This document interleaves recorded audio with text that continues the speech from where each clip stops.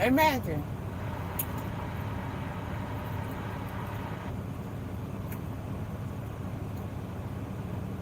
When I look at these people, I try that. I try to imagine.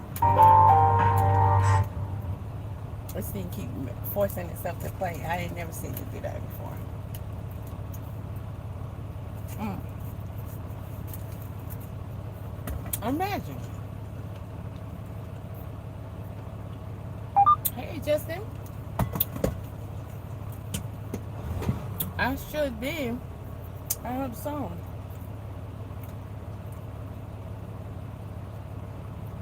Okay. So this says James Byrd was an African American man who was murdered by three men, two of whom were avowed. Okay, they didn't write that correct. They were white supremacists. Apparently, they wanted to start this KKK group in this town that was, mostly black.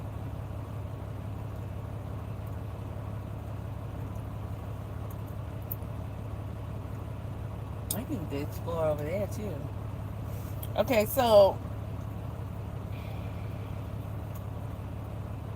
this is June the 7th, 1998. Sean Berry, Lawrence Brewer, and John King. Now, as I showed y'all in my previous video, they tied this man to a chain after they beat him. He needed a ride. They gave him a ride. One of the men, the one that wasn't given a death sentence, I forget his name, him and the victim, James Byrd, knew each other. They didn't know each other. They knew of each other. So James Byrd, the black man, didn't do anything to them. No, didn't do anything to them. They gave him a ride, and then they switched drivers. The guy, Sean King, who they say is the leader, got in the driver's seat. And then, instead of taking this man home, he took him to a remote location. Remote location, and they began to beat him. I'm trying to remember everything they said they did to that man, but they gave him the Emmett Till special. They started spray painting in his face. I guess to distract him, because even though it was allegedly only two of them was beating him, so they had to distract him so that they could, get some licks in, because he's black man, right? And they didn't stand a chance, right?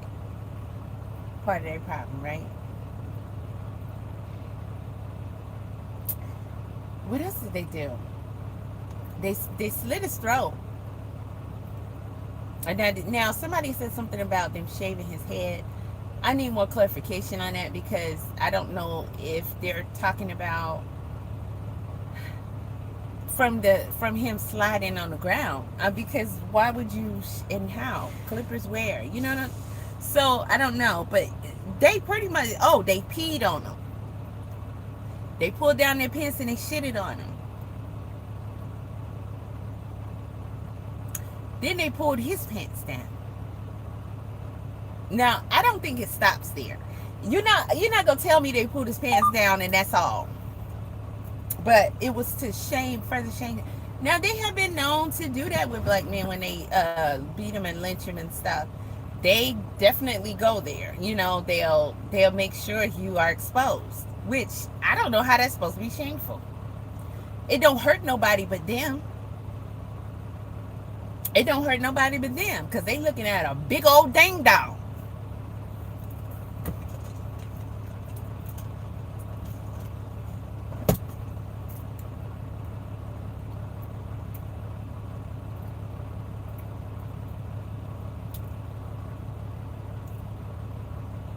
So then they cut his throat.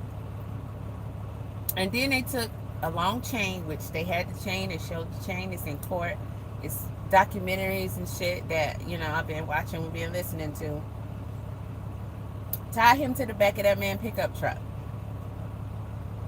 They drug him down this asphalt road, and the road ends where there's a black church on one side of the road and a black cemetery on the other side of the road. And they dropped him in the middle of the street in between those two. But they dragged him in the back of the truck down this road. And in the previous live, I showed y'all the video of someone who went and drove down that road. It's the road is kind of windy sometimes. It has a up and a, little hill, up and down. So it's an obstacle course, pretty much. So imagine you're just tied to the truck to go here, there, and everywhere. They say his elbows was skinned down to the bone because of him trying to prop his head up to keep his head from banging on the ground. The coroners who did the autopsy report believes that he was alive for most of that dragging. Most of it. In the video that I showed you guys of the dude going down that road, the coroner predicted that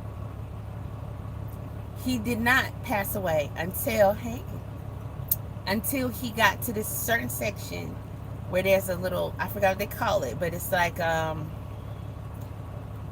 it's cement, because they have like a drainage pipe or whatever, and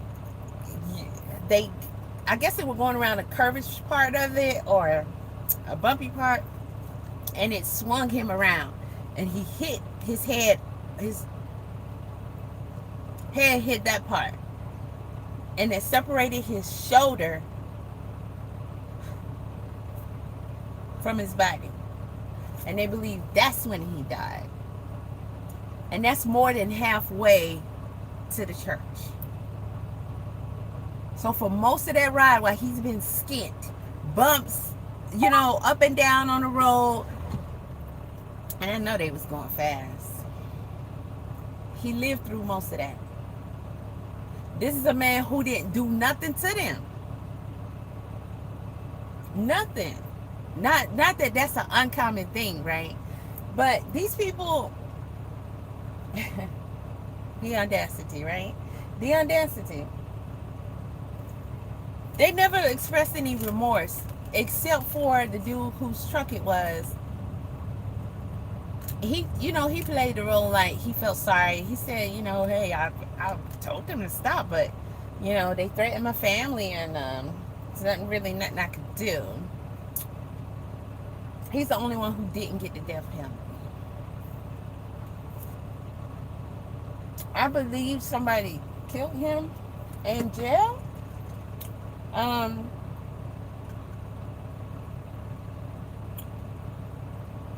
Wait a minute. It says Brewer and King are among the few white men to be executed for killing a black person in Texas since the death penalty was reinstated in the 1970s. In 2001, Byrd's lynching by dragging led the state of Texas to pass a hate crimes law. So this is the case from where the hate crime law came from, which later led the United States Congress to pass the Matthew Shepard. They always mention those together, and I don't like that. Because that was, they alleged that somebody, killed him, the Matthew Shepard guy, because he was gay. Okay. But we talking about this man just because he existed as black. They didn't only kill him. They did all that. It don't buddy up with shit. It don't buddy up with shit. And don't nobody else get to make that call. I don't give a fuck what y'all talking about. Okay? Ain't no comparison. Ain't nothing similar. No. If Matthew wanted to negotiate with his killers, alright, cool. Let me go. I won't be gay no more. And they say, you know what? That's all we wanted. So you cut that shit out. Go ahead. Don't be gay no more. Go ahead. You think James Byrd can say, hey, I won't be black no more?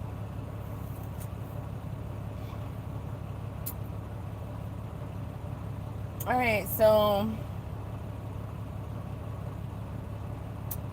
they got the Hate Crimes Prevention Act in 2009. So Brewer was executed by lethal injection for his part in September 21 of 2011. And the other one was executed in 2019. Hold on. I didn't want to press continue, but I'm curious about if the other guy's living. Okay, so he was sentenced to imprisonment, life in prison, and he'll be eligible for parole in 2030. And you shouldn't be eligible for parole. You knew who you was hanging with. Y'all niggas just alike. You want y'all. What's three white men doing riding together? Y'all looking for some niggas, and they wanted to start their little KKK shit. Then they left a lighter at the I was gonna say scene of the crime, but they found over 80 different points where they found body parts of this man. If you look at some of the documentaries and stuff like that, you can see pictures. All the way down this road, he was dropping off body parts.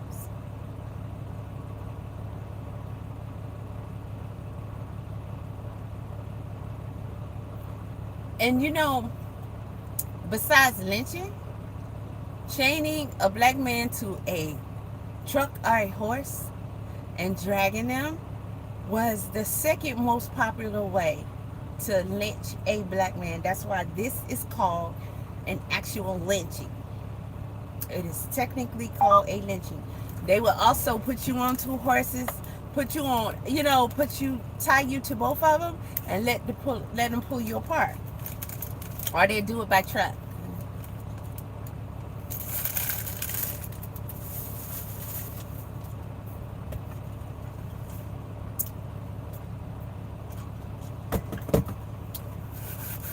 When this happened,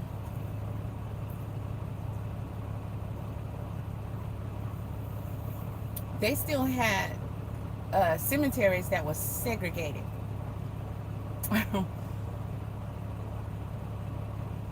Most of us was born already when this happened. They still had segregate. It's the dumbest thing. You're in the same soil. You're in the same soil.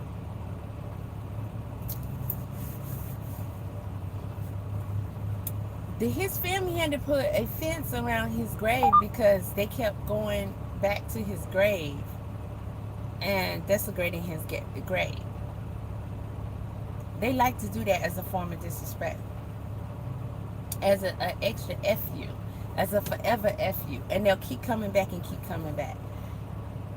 I honestly don't know what the mindset of that is, because how can you be that petty? How can you be that mad at somebody who was never thinking about your ass? Never. Because you don't compare.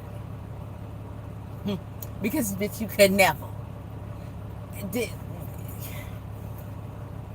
How you gonna make it his fault?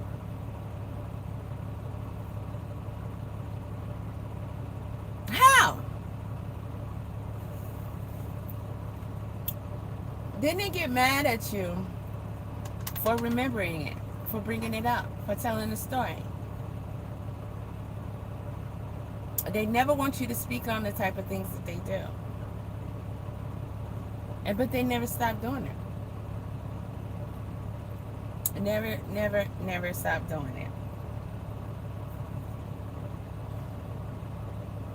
I'm gonna show y'all James Byrd, because I'm looking at his picture like, and of course they, tried to down this man and talk about this man, and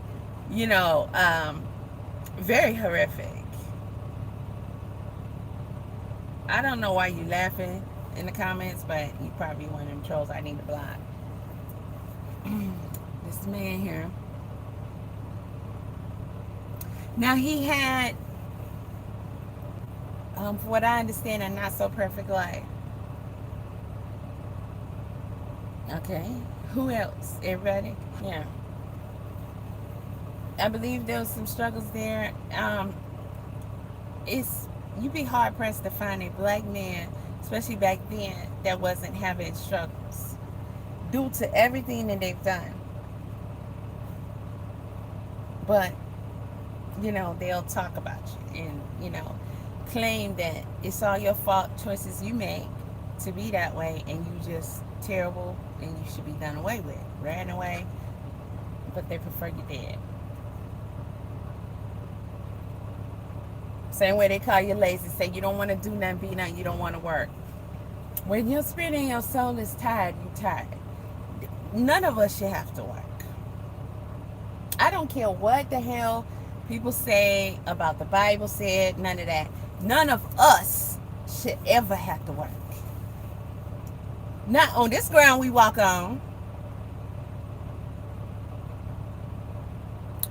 There was something going on that I was looking at, and I'm going to get back to that eventually, about Candyland. And that's the sugarcane, plantation. And they're having tourism in there and stuff like that.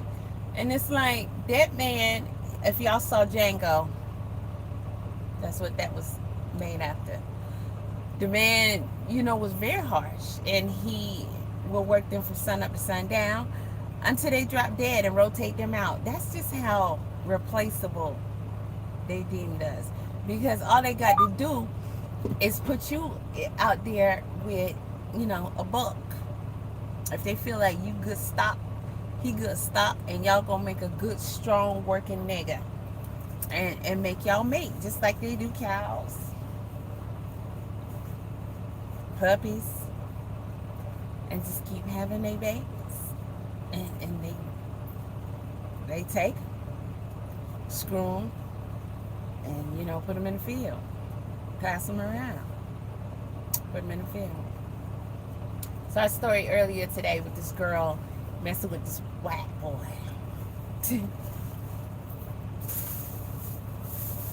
I don't know, maybe he was trailer trash. I have no idea, but for some reason he was at her house quite often, to the point where he basically was living there.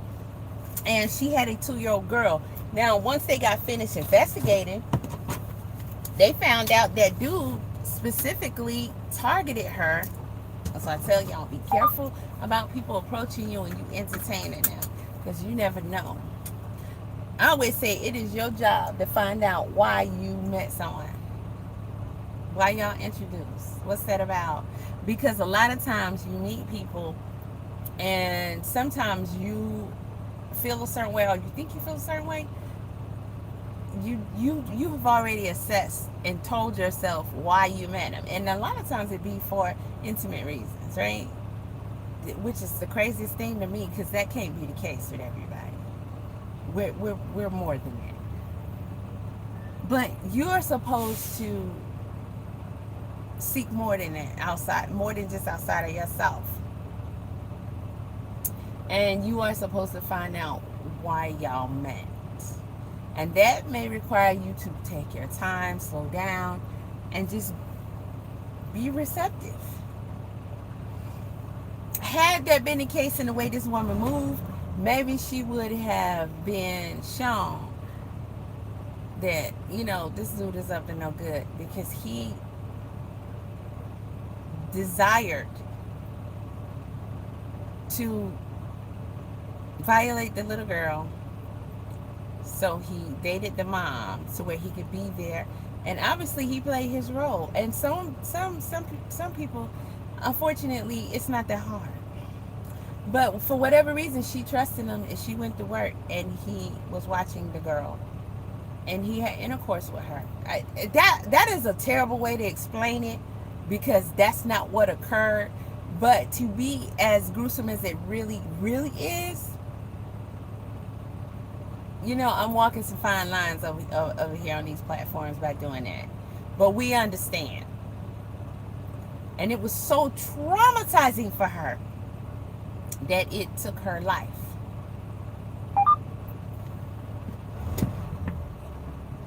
What did you expect? She's 2 years old. I know you little.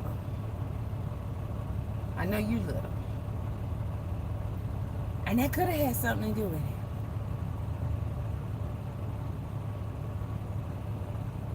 He too little for everybody else. Cause he a white boy. He ain't got shit. Let me go ahead and pull up. Cause somebody come up behind me. And this dude put the girl in the bed. He put her in the bed. I don't know what he did to her face. But they said he was trying to get his DNA off her body. So he started using Clorox wipes. He wiped her face so hard that he scrubbed the actual skin off her face. What was you doing with her face? That you needed to get your DNA off her face, nigga? Okay? He was trying to stop her body from bleeding, because you know what she was bleeding from. That after he tried to, clean the DNA off of her and from her privacy, right? He began to just stuff her with Clorox wipes. Just start stuffing her body with Clorox wipes.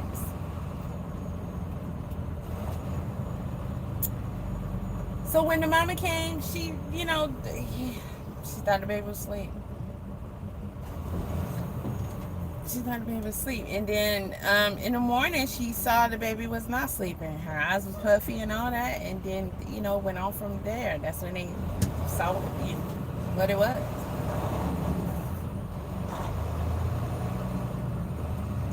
Monstrous. Monstrous. Just monstrous. Monsters. The things like that, I think about, like, okay, what back in the slavery days when it was open season, like you could do any and everything you wanted to any of them because they were your property. And the things that we would hear about, that wasn't no occasional thing. It wasn't a once in a blue moon thing. It's whatever I tell you or whatever I do, even if they don't give you no instruction. They just approach you and boom, it's whatever. You got to take it. You can't stop them. You can't give no specifics on how you want it done. You have no negotiations. You can't say, wash your hands.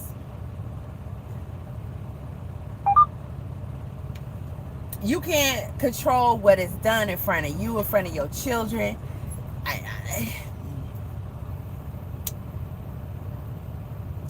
If you were to say, oh, master, please, not in front of my child, then they're going to involve the child on purpose, because how dare you?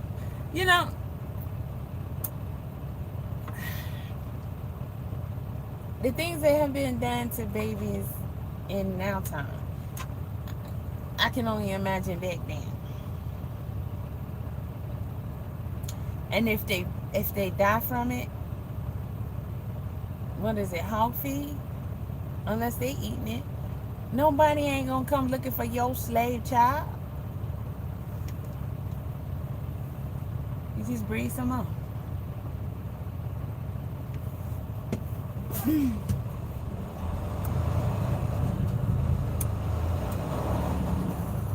These are the kind of people that roam this earth. We're supposed to somehow look at them as if they're human. We are supposed to somehow have, just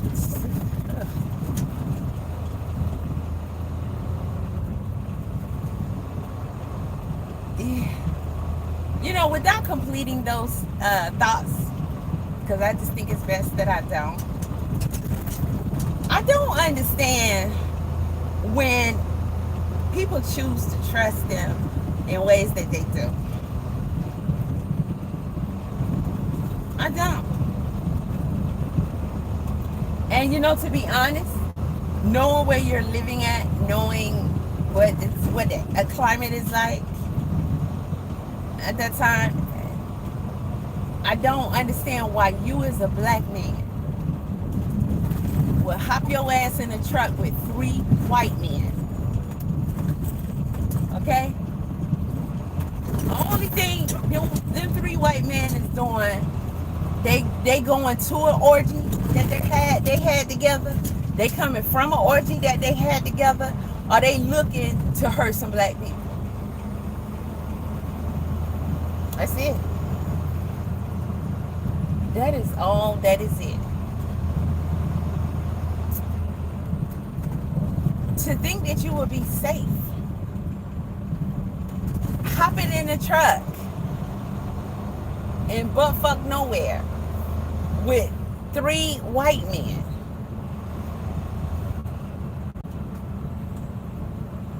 Who, in my honest opinion, any black man could whoop all 3 of their asses and it's straight up, you know. But you motherfuckers is too soft. Because you soft when you underestimate them, first and foremost. Then you soft because you always, like, you ain't thinking murder, kill. And it be way worse than that, gruesome. They want to stick they all over the place. They right here. They was way out there when I left.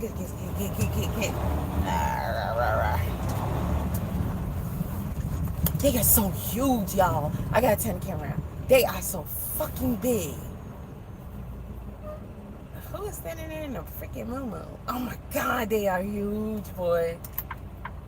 Okay, I'm finna get them to come to the gate and talk to me. They got little brown ones, white ones, black ones.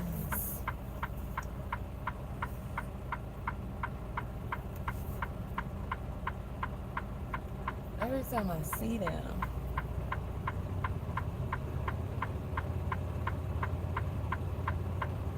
this is the closest that they've been when I had an opportunity to go up to the gate. They are freaking big. And they're grazing at 4 in the afternoon. They are beautiful. Okay, I see some white ones too. Like white ones.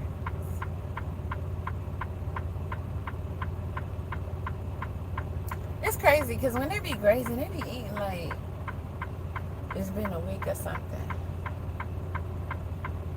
Why is there someone here in a moo-moo? I don't understand that part.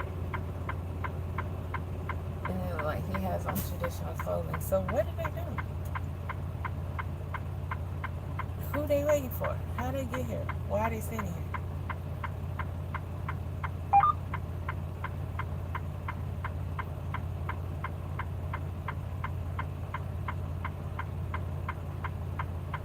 Guess we'll get ready to be nosy.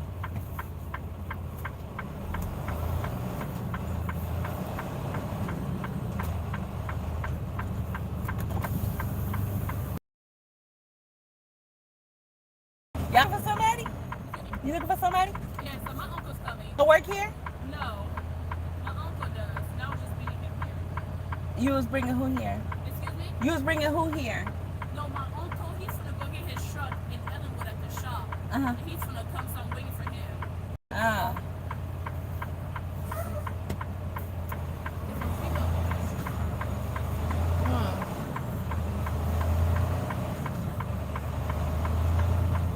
They look like they want one of them cars. What the hell are you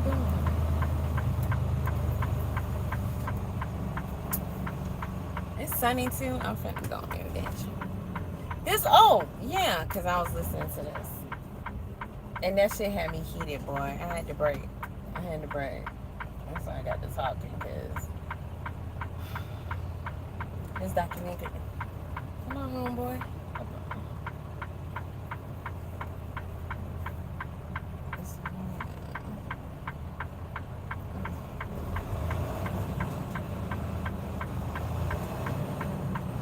Oh, the sun came out real good. Inspired solely by racial hate. Racism is a problem, but many of us felt that it would never reach the stage where someone would be actually, in a sense, lynched. And now a town struggles to come together. This storm, it's hurt a lot of people. Lots of awful. victims in this crime. And we've got a lot of healing to do, the whole community does. Tonight, America in black and white. A murder in Jasper.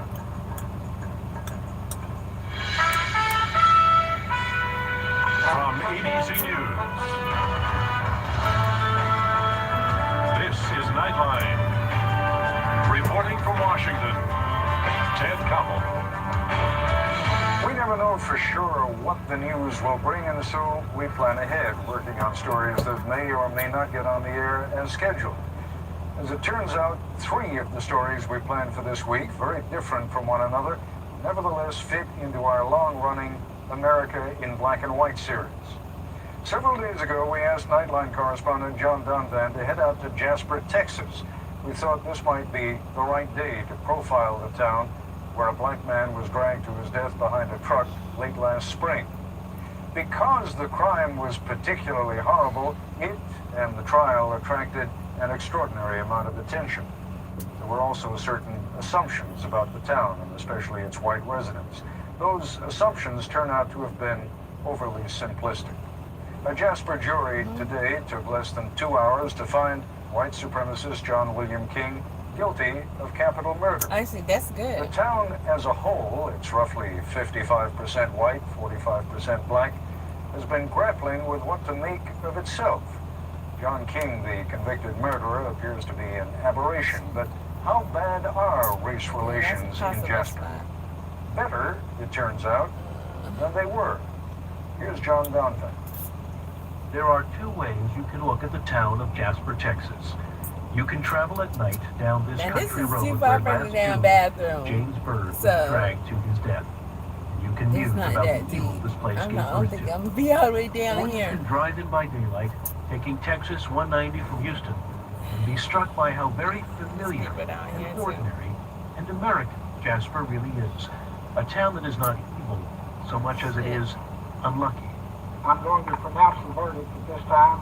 We, the jury, find the defendant guilty of the offense of capital murder as alleged in the Yeah, it's a indictment. long ass walk in Thanks the to the middle of the night. 24-year-old last man, a time. jury today convicted of Sleepy murdering ass James sleepy Byrd, along with 2 accomplices who have yet to be tried. Jasper, Texas will hereafter be stuck with the stigma. Because when terrible crimes are committed in small towns, there's a tendency for outsiders to brand the town with the crime, perhaps even to blame the town for the crime. And this crime, well, it was a lynching, one of the most heinous racially motivated murders of the late 20th century. The prosecution pulled no punches. They brought out the chain that was used to shackle James Byrd. They brought out the I'm gonna photos show of the when I highway. park. I'm gonna show y'all Parts that of damn Byrd were chain, found but scattered it's a along chain. a 3-mile length, including his dentures, including his head. This was Mr. Byrd in life, playing They got it piano spray in his home painted on video. the Only yesterday, a road. pathologist Dentures. testified that when they Circle. found his Head, elbows circle. were skinned That's- down to the bone, which meant that he was trying to keep his head up as he was pulled down along that highway, trying to stay alive. The county sheriff, Billy Rolls, was one of the first on the scene, and he was the first witness the prosecution called. We found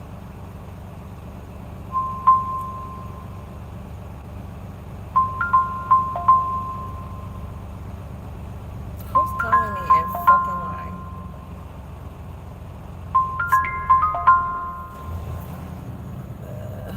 Okay, I'm gonna walk this way. Facing on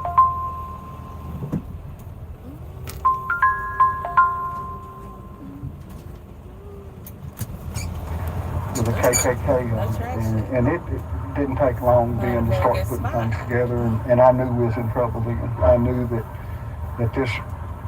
this old country sheriff needed some help, because it was going to be a big deal. I hope Big they deal? ain't calling because they got That a was low an for you. understatement. It was the sheriff who called in the FBI, but the rest of the world showed up in Jasper uninvited. Of course, the media, like a horde. The satellite trucks, like a mushroom garden. I didn't know there was that much media in the world. Michael Loud is actually in the media himself. Well, testimony is scheduled to continue this morning. He owns a small radio station in town and has done all of the trial reporting. And it's not just media. It's not just media.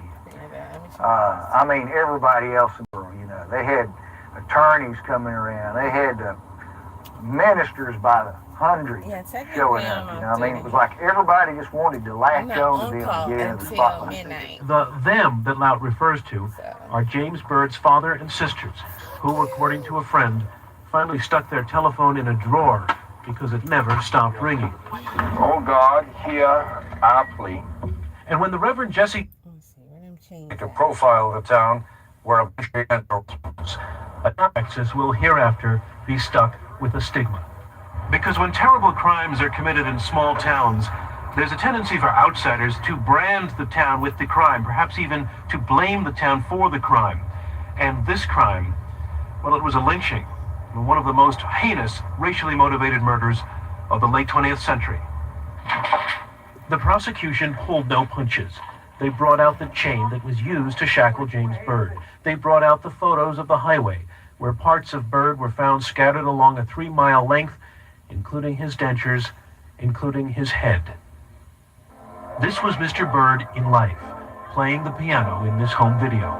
Only yesterday, a pathologist testified that when they found him, his elbows were skinned down to the bone, which meant that he was trying to keep his head up as he was pulled down along that highway, trying to stay alive. The county sheriff, Billy Rolls, was one of the first on the scene, and he was the first witness the prosecution called. We found a cigarette lighter with a KKK on it, and it didn't take long then to start putting things together, and I knew we was in trouble then. I knew that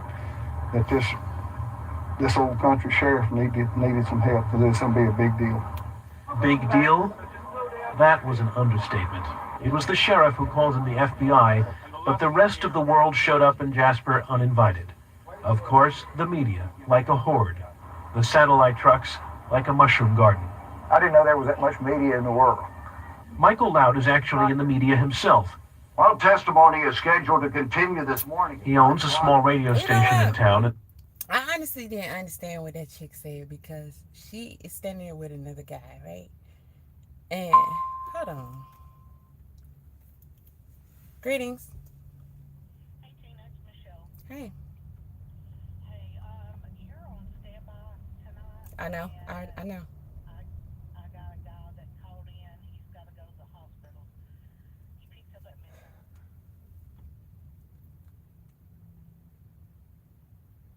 Where's it going? Greenville, South Carolina. I don't think it's a bad run, but midnight. Okay, so hopefully I can get my hours, because I don't think at this point I'm gonna be available if for have a full 10. Let me go on the sleeper on the split. Okay, I got you. You can do I got you. do you have split? Can you do split? I said I'm going on the split, and I got you. You send it over. Okay, thank you so much. I'll send you the pickup number too. Mm-hmm. Thank you.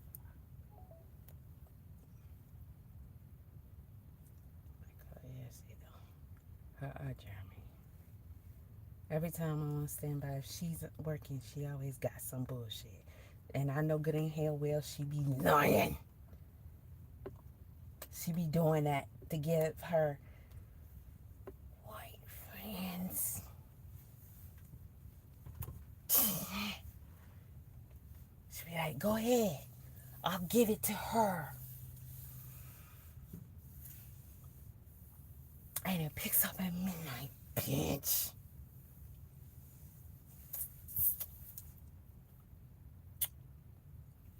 All of the trial reporting. And it's not just media. I know. It's not I know just that's what me. she do.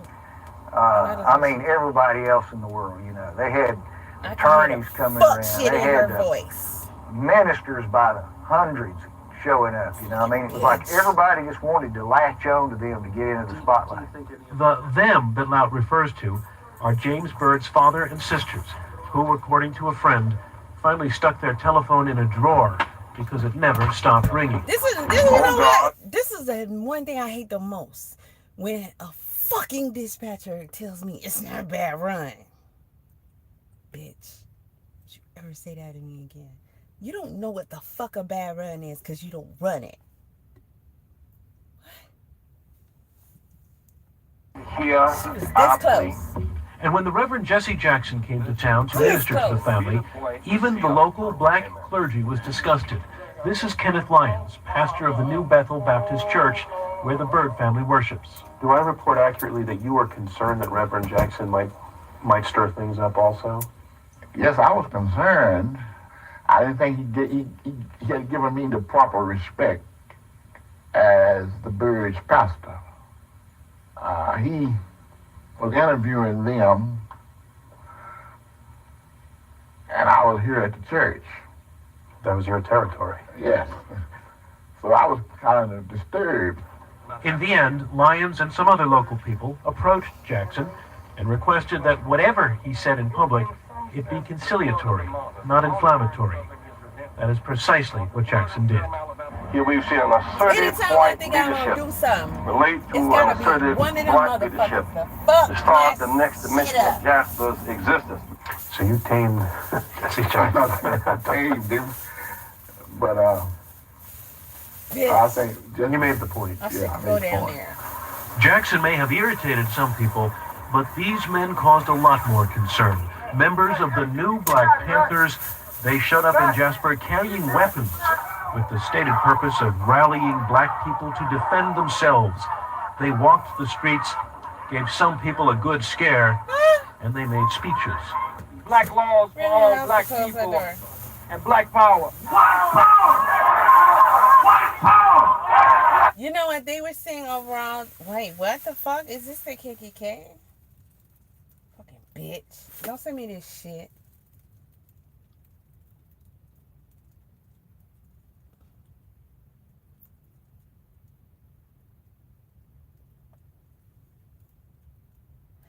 This is gonna be a problem. Okay, so I hate it because I never tell me what time it's supposed to be there.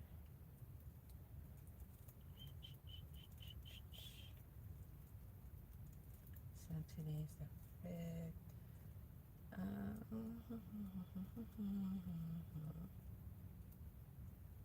And I know that's wrong. I know that's wrong. See, I don't got my pen. Where the hell is my pen? Okay, hold on. Yes, they showed up too.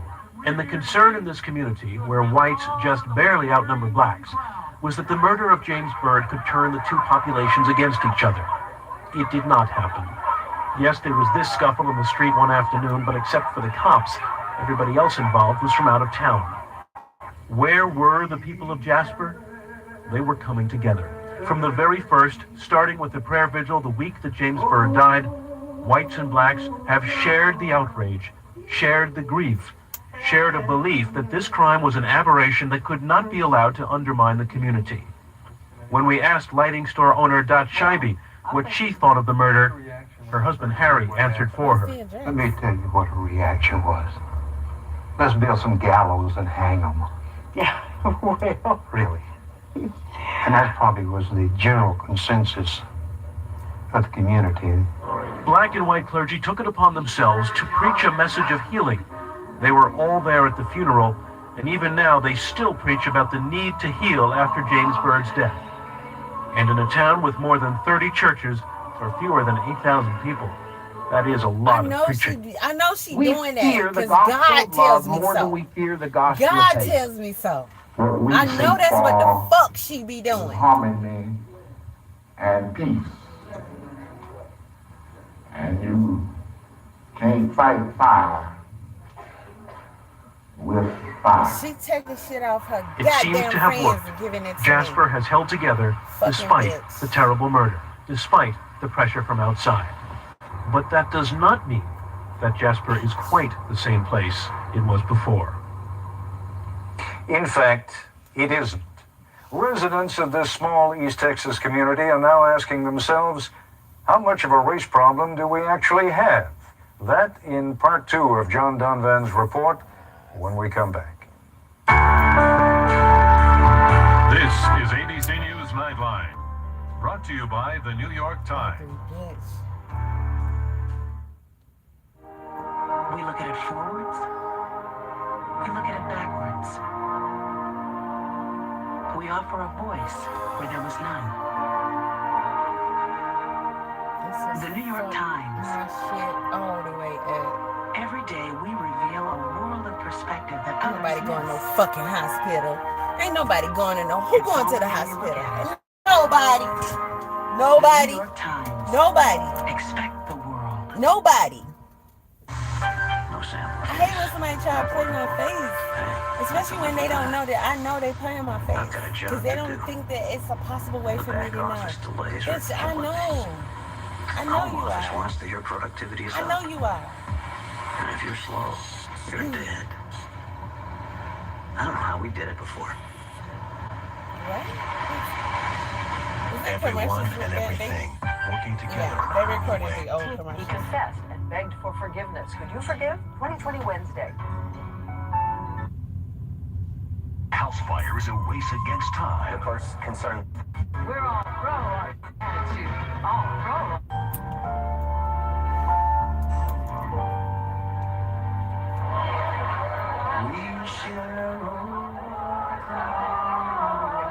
In the weeks after the murder of James Byrd, as whites and blacks stood shoulder to shoulder, sympathy and solidarity, an interesting thing happened. They began to talk to each other. And that was how whites learned that blacks... I'm a fucking... You know what?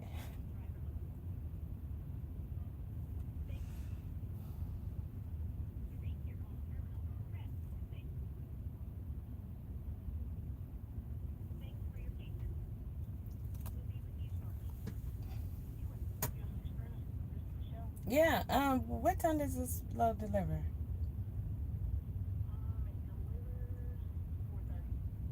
What?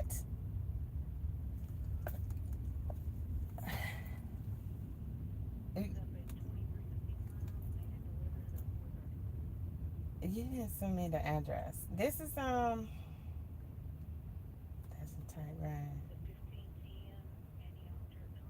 This is a good 3 or so hour drive. Why is the delivery time so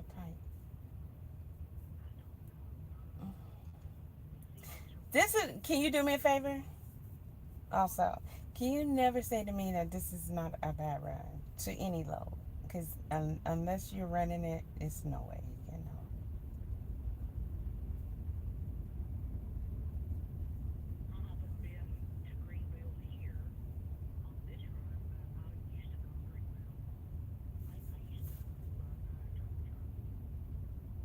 Okay.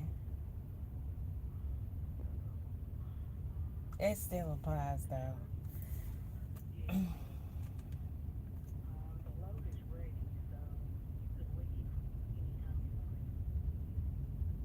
Is it a drop and hunt?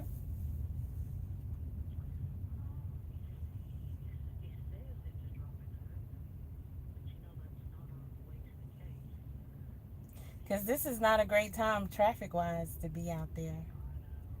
I mean, the best time is,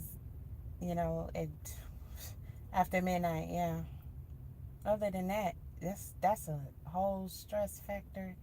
That's a heart attack. Oh, Lord. People still doing it. I don't understand it. At the beginning of the month? I thought it was supposed to be like, okay, whatever. Let them do. No wonder. Ah, this madness. Okay. Was he about to be dead or something? Because since when did dudes be going to the hospital anyway? Oh. You sure he alright? He said Thursday it was a family emergency, and then Oh, shit. he's not feeling well, going to the hospital, getting checked out. Oh, Lord. Come on, y'all. Y'all got to tighten up over there. Yeah, you got to. No.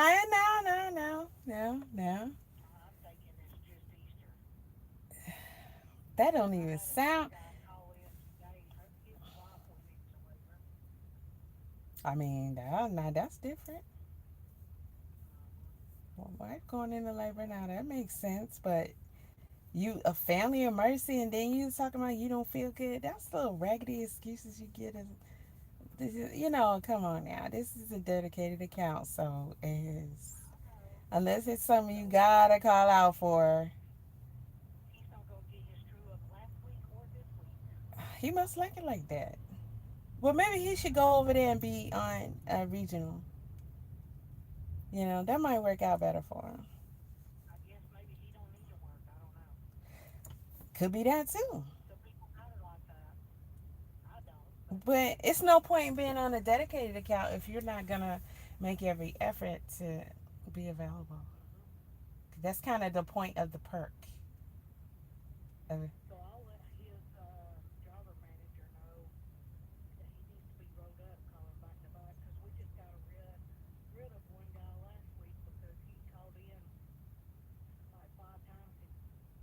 Nah, that's ridiculous. On any job, much less you on a dedicated account. I think that some people don't understand what that means, and they just think it's something they can take advantage of because that's just.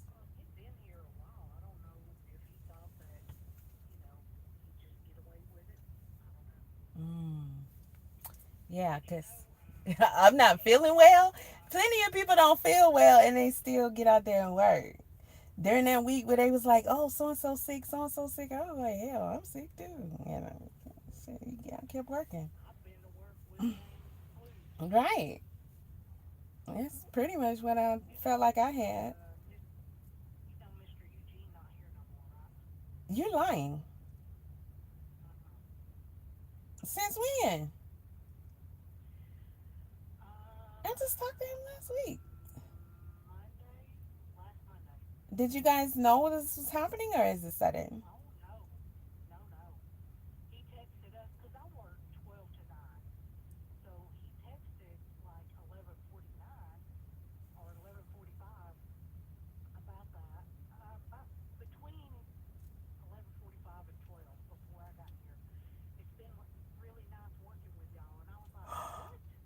Are you kidding me?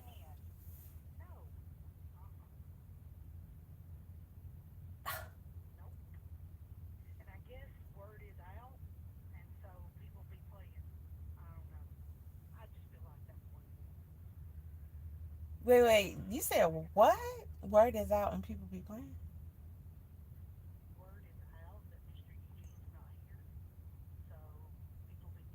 Oh, is out they're calling out. So they haven't replaced him even? So this was something that happened sudden. Are you freaking kidding me?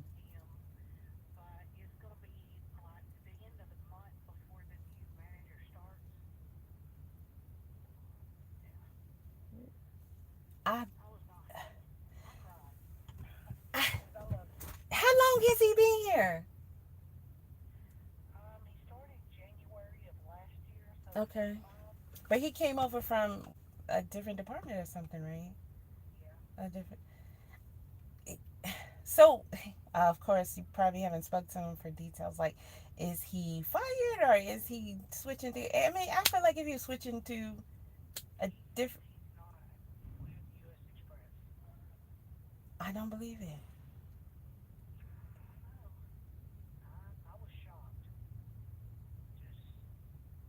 Something that couldn't be worked out. I mean,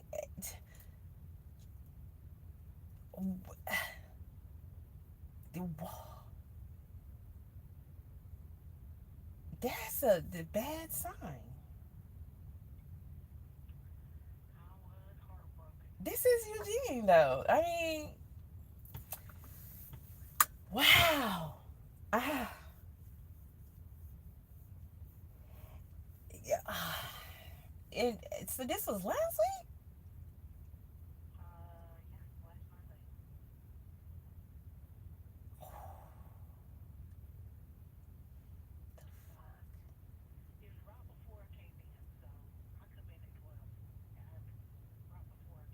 You come in at 12, like, during the day? Yeah.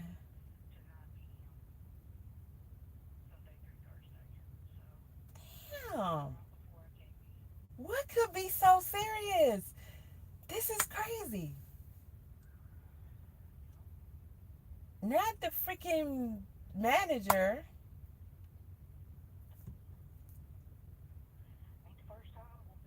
I know, but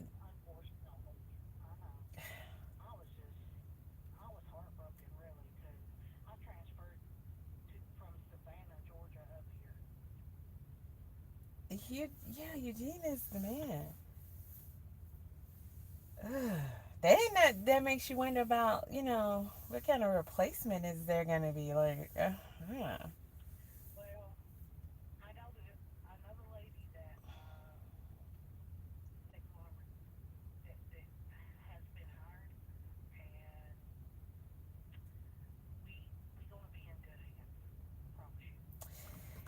I mean, and that's good to know, but it's not the same. You just can't replace people. You can't replace people, so you can't replace Eugene. So that sucks. And then it's the way too. Everybody finds out. It's like all sudden, and it could have been sudden with him too. It could have been something. Yeah.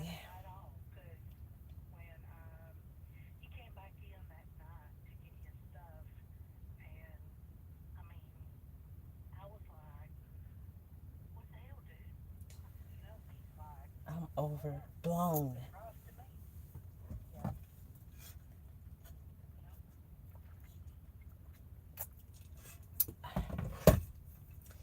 You know, I just yeah. So you've worked with her before, It. Okay, so this is it. Was it in Georgia? Okay.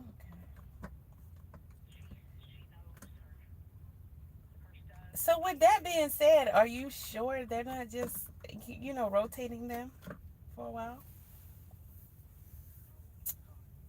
Damn.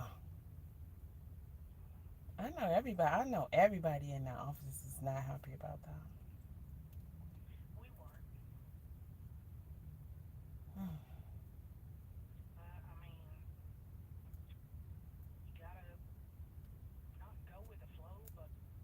There's nothing you can do about it. Yeah.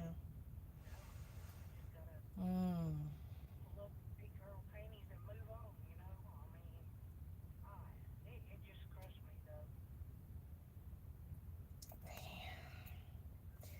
Oh wow. Well, I'm glad I got the opportunity to find this out, but I hate that the information is.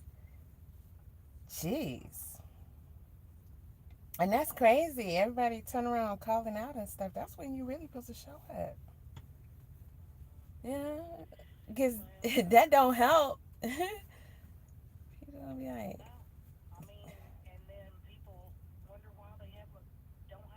right? Because they gonna be like, look at the people that, he hired. Look at them. They not even showing up.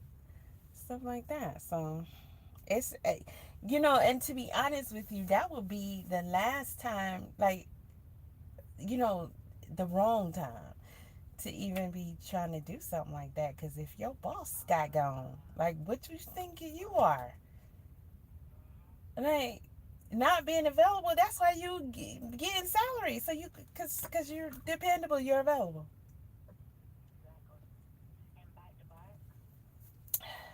That's bold.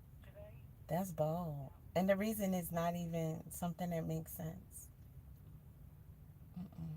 It's not even something that makes sense. So I don't know. Some people just,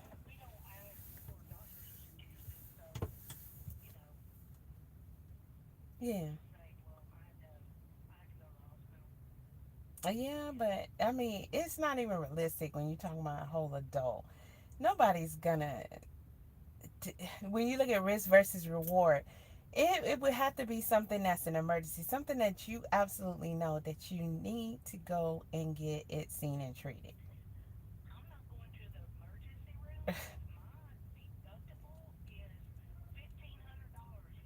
Absolutely. The price, the weight, and it would really have to be something where you physically cannot, you just cannot, and you're worried, like you're really worried.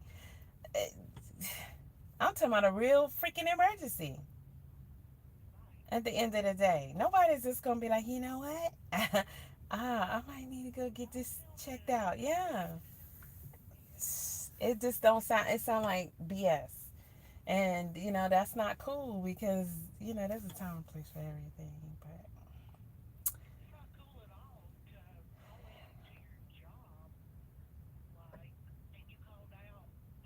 But right,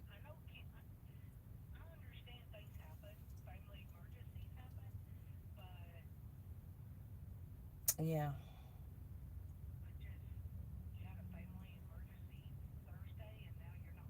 yeah. People tend to take advantage of that too because that's so vague. You can just say that, and it's like,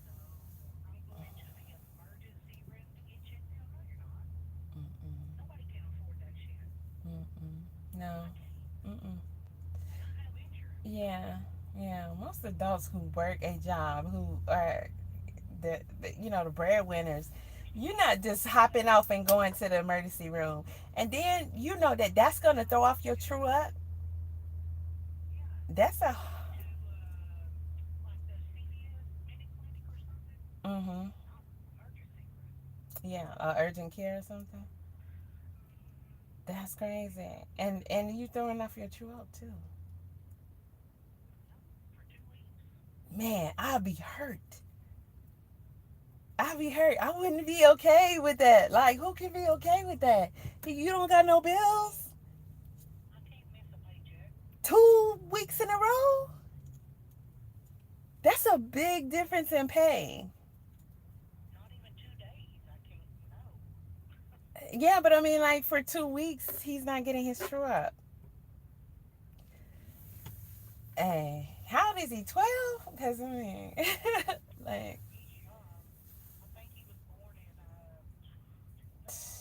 oh man, that's a baby. That's a baby. He probably still live with his mama. I don't know that people that young should even be able to qualify for an account like this because they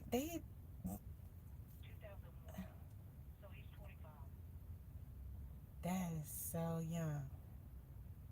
Oh man. So yeah.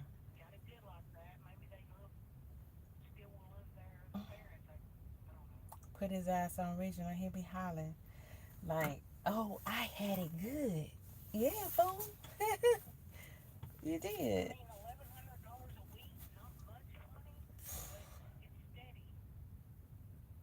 Yeah, it's dependable. I mean, the government be messing it up real bad, but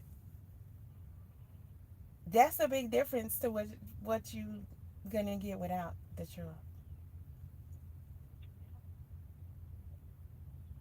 You know, that's crazy. That's like double. So I don't know. I just can't. Well, at the end of the day, it is what it is. It is what it is. So if this load right here, um, damn, if it's something I can deliver it when I get there, then that would make sense.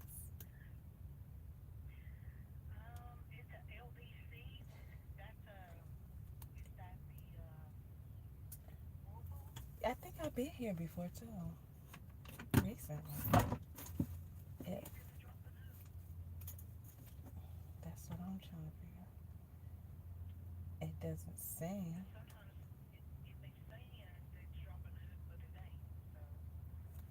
That's true. It could be either way.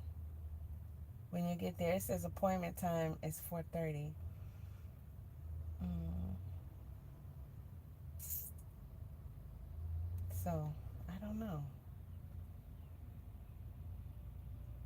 Let me check. And they don't know it's shipping either. I feel like I've been here. Let me check my notes and see if I have it in my history. Because if it's something that I can know that it might be a drop and hook. Because there's no way I'm going to know if they're going to let me. If, like, would they unload me this early? Because I've never been to no one early in the day. It's almost always the wee hours of the morning. But if I'm early, it's almost always, hey, hop in the door and then get right on it. I don't know what folk be doing in daylight. I don't know what they be doing in the daylight. So they might have the same kind of hours at the end of the day. But if I do a split, then I guess that should do it. Because it's at least going to get me there. And if, hell, now, to almost midnight, that's at least 7 hours, ain't it?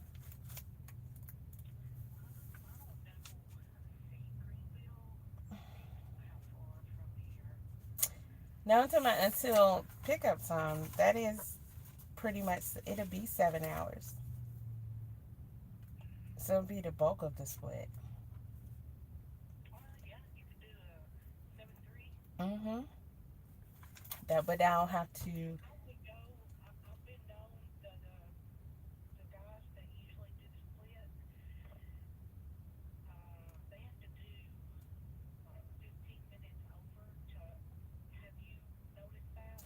You know what? But I remember it from years ago. Now that you're saying it, to make sure, I don't remember what it was, but just to cover any.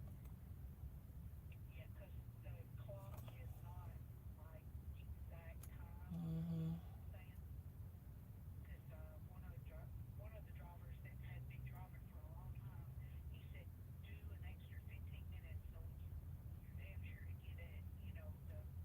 That's true. That's true.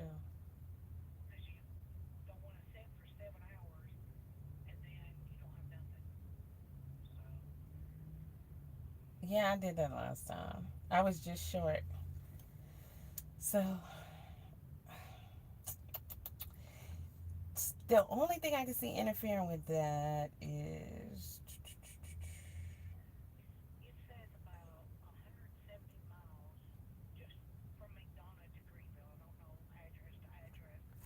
yeah, I'm gonna try address to address.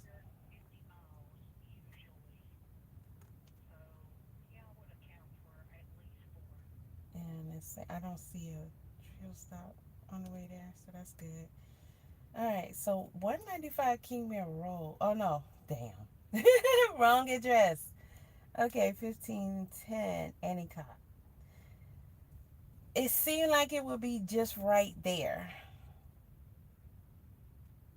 Um, wait, hold on. So if I do a split, then it's gonna give me more than 3 hours to drive, though, right?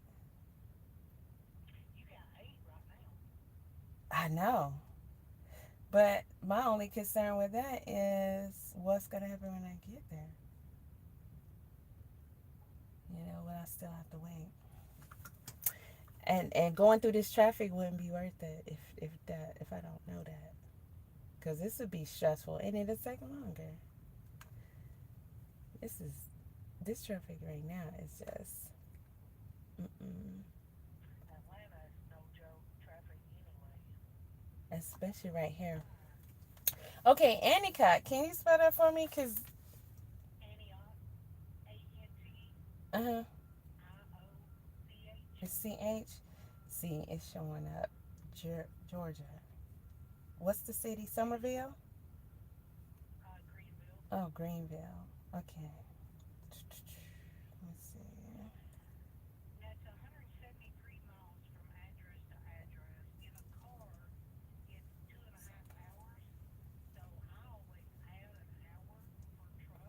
Well, I'm putting it in right now. So it's saying it's 136 miles. Yeah, it's saying 170 miles. So that's a good, that's a little around, that's around 3 hours, you know, give or take if traffic is whatever, but it's around 3 hours. I should, if I do a split now, I should be able to make it there. I don't see why not. Yeah, it shouldn't be no problem. So I just wait.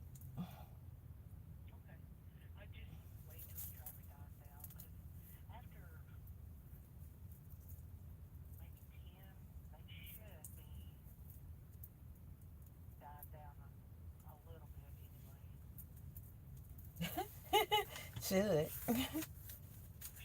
I should. We'll see. But if I do 7, that'll put me, take me up to midnight anyway.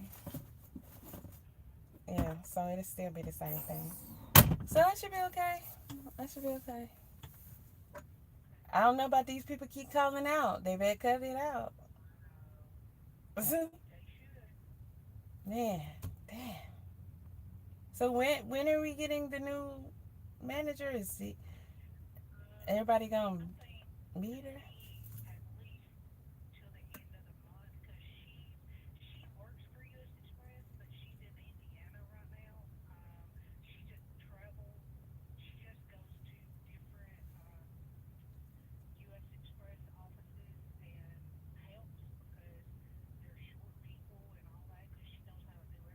Uh-huh. Dang.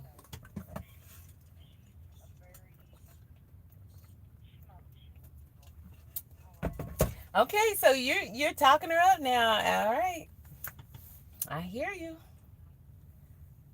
Okay. Okay. Yeah, I mean everybody's great, so we don't need a Debbie Downer coming in, so that's good. But let me ask you a question. Those beautiful cows up front. Um, yes, they're absolutely gorgeous. However,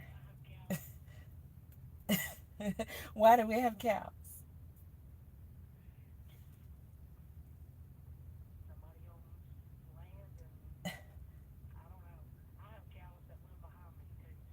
That's the conclusion I came up with. But I'm like, they're always grazing at certain times out front. And I'm like, okay, so what are they providing? What are they helping do here? Because they sure ain't putting nothing on no trailers. That they're not doing. So I'm like, why do we have cows out front? It's the weirdest thing.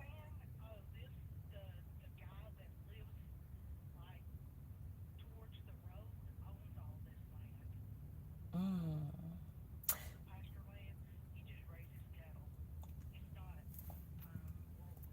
So he's renting it to Whirlpool. I kind of figured that once I went out that way and I was able to see like I think a couple of houses or something like that. Mm. Okay, but I think that's pretty cool though. I like them. I like them. Okay, well, all right, I'm gonna get me a little Z's then. Alrighty. All right, that's why I'm on call. On standby. All right, bye. Bothered that up in the town cemetery there was still a fence dating from ages past that separated black graves from whites. The first thing the community did was to tear down that fence, and it was hailed as a great step forward for racial harmony. But the whole story of the fence in the cemetery reveals something basic about life here in Jasper, and it's this. Whites tend to say that race relations in this community are just fine. Blacks say, not exactly. In fact, many of them speak of a deep grievance that most whites just weren't aware of. until James Byrd was murdered. I think they were racist, but not really truly aware of it until this incident occurred. That's an interesting thing. Does that mean it wasn't really a very tough racism that they exhibited? That's what I'm trying to say. It wasn't real tough. They had this racism, but they kept it Okay, so they undercover took it out. From themselves? So what are y'all talking about? from the outside. This is news to an awful lot of white people in Jasper, like pharmacist Ralph Shipman. I really don't know what their grievance would be. They have a lot of representation in all levels of city government. They have representation in all the municipal services and the school district. School district has a lot of black teachers, a lot of black administration. Our hospital is administered by a black administrator. The town has a black mayor. They have plenty of voice.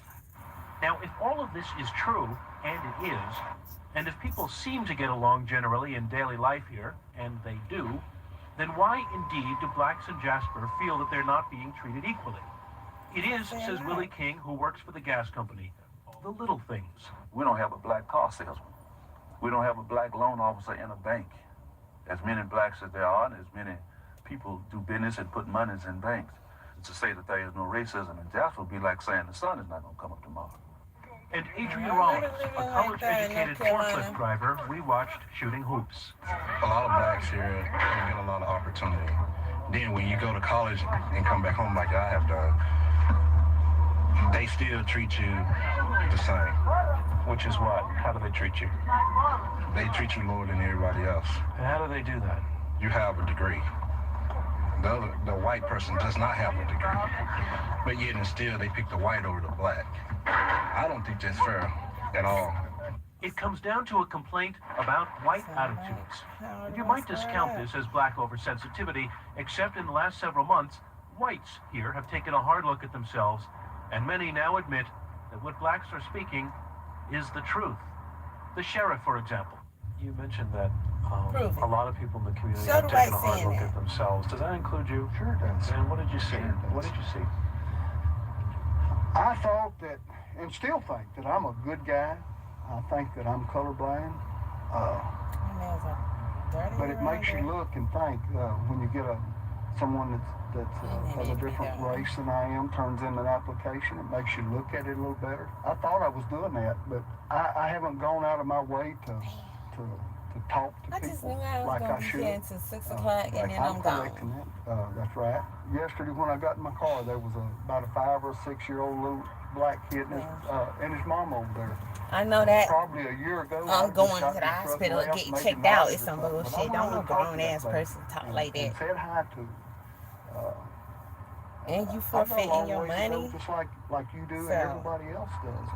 We got think that we're verified. doing okay Somebody on that bullshit. Looking at yourself.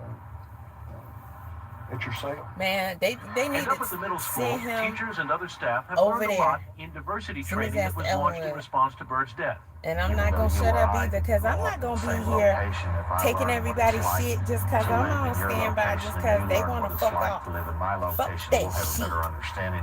Send their ass back over there so they can understand what they done fucked up. Haven't seen that side of the community that they've seen. Do your part, motherfucker. But I'm willing to work with them to change it. And that whites are even trying. This is for emergencies. That is a remarkable thing in You get itself. paid to sit here in case there's an emergency. That's not a fucking emergency. He done did it twice and y'all ain't did nothing. Now, to undo I'm its calling my driver reputation manager tomorrow. as the place where this terrible thing happened. Probably not. You know how people work. If I went up to the First Baptist Church today, and if I donated, put $1,000 in the offering plate, nobody would know that tomorrow. But if I went up there today, and if I stole $1 out of that offering plate, people would remember that for 100 years. Send his young ass over there to regional. And so I think the town can do its best to try to, to recover its name. But we've got a good town here. Good, but not perfect. And that perhaps is about all you can ask of any community in this country. And though Jasper was chosen for tragedy, as though the devil threw a dart at the map of Texas, this community is, after all, even with its problems, ordinary, familiar, American. I'm John Donvan for Nightline in Jasper, Texas. When we come back, we'll hear from one journalist who has, for the past 7 months, been writing a book about the murder of James Byrd Jr. and its impact on Jasper, Texas. Imagine TV. When spring rolled around, some of the men would use their gold to purchase items that help make life here in the camp more comfortable. There was Caleb in his soft leather boots, old Harvey in his goose down cushioned chair, and of course Zeke in his new Mercury Grand Marquis.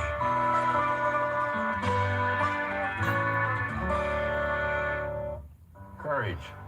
Something shared by countless Americans. Those who risked their lives. Those who battled serious illness. When I was diagnosed with prostate cancer, I was primarily concerned with ridding myself of the cancer. But secondly, I was concerned about possible post-operative side effects like erectile dysfunction, ED, often called impotence. You know, it's a little embarrassing to talk about ED, but it's so important to millions and their partners that I decided to talk about it publicly. And after all, it can be associated with many conditions, including prostate surgery, high blood pressure, diabetes, or even smoking. And the point I want to make is that there are many treatments available for ED. My advice is get a medical checkup. It's the best way to get educated about ED and what can be done to treat it. It may take a little courage, but I've always found that everything worthwhile does. They just suddenly got rid of him? Bro. Michael, I say Michael, would you like to hear a bird call? Sure, Foghorn. With MCI, a bird can call for okay, I want to go see the cows now. I'm trying to get finished with this video first. A minute all week long. Now that, my friend, is a beautiful bird call. The bird, I say the bird thinks They he's got rid of Eugene. Now stop stealing my material. Just like I say that? call 1-800-Sundays to sign up. Don't get me riled. I know she asked him why, but you know. Coming up. I spent a night in jail myself. I'm not asking. I was in the Beverly Hills jail, and room service was Honest Television, politically incorrect with Bill Maher coming up. Getting around doesn't have to be a struggle. Scooters Plus will help you regain your independence. If mobility and affordability are affecting your lifestyle, call or come by Scooters Plus, where power chairs and scooters are... I can't stand when people are just dumb. Like, that's not the time that you go and cut up. Because what she's saying is, oh, that's why they trying to take advantage, because he's not here. So he ain't been here all week. Dummy. That's gonna put a spotlight on you even more. You don't got you may have somebody to cover your ass, but you don't have nobody to really cover your ass. Okay? The last person to cover your ass, that can cover your ass better than anybody can cover your ass, is no longer here. That puts the spotlight more on everybody else. The fuck? They gonna see you. You're not even fucking reliable. You don't even qualify to be on this goddamn account. Get your ass. Don't be calling here making a spot hot. The fuck? Nah, only motherfuckers who's mature and ain't gonna fuck up the program. You know what I mean? Like, don't come over here playing around with life and shit. Bitch, you ain't got no real bills and no shit. You like, oh, I don't care if I make my money this week. Oh, I don't give a fuck. And you not reliable? Get your ass out of here. Bitch, you supposed to be the dream team. If it didn't matter, all that shit didn't matter then, and then everybody, man, get the fuck out of here. I hope they get rid of their ass. For you to take a test drive. We care and look forward to helping you with Medicare and Medicaid. Mobility will enrich your life, so come to Scooters Plus, where improving your quality of life is our reward. Located behind Pier 1 in Beaumont.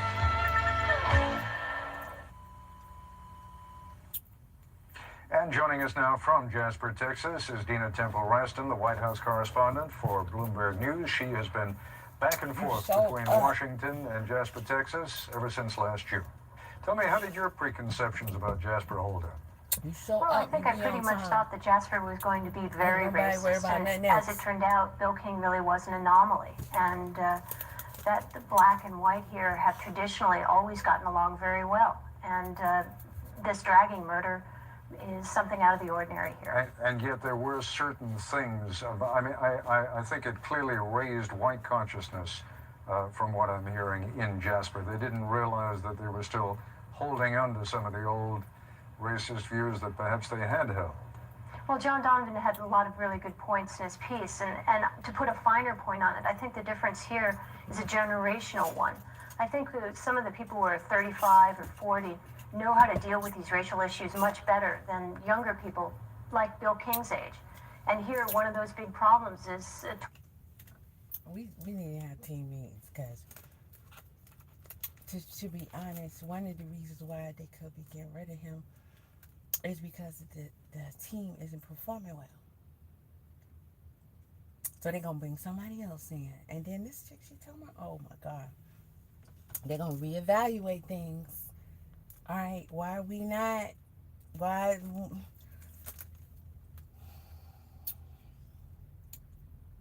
I'll make the spot hot. We got it too good to make the spot hot. Don't make the spot hot. It's sweet. It's literally sweet.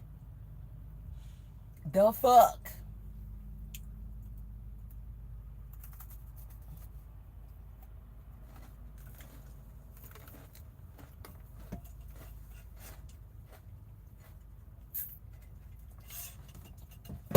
I just stayed right where the fuck I wanted to stay for 2 days because I wanted to, not because, oh, I'm stuck, I'm waiting on low. No. Because I wanted to. All you gotta do is take a goddamn load. Be on time, that's it. Everything else is sweet. Sweet, bitch.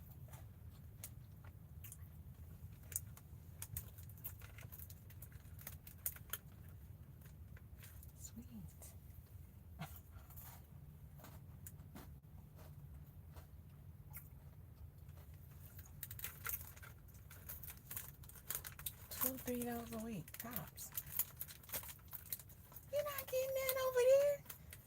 You're not. It's not the same. They sitting their ass, man. I'm telling you tomorrow. Listen, y'all better tighten up shit before somebody else come in here and do it. They're gonna change all kind of shit. When somebody get rid of your boss, it's time to worry. And you liked them and shit was sweet, it's time to worry.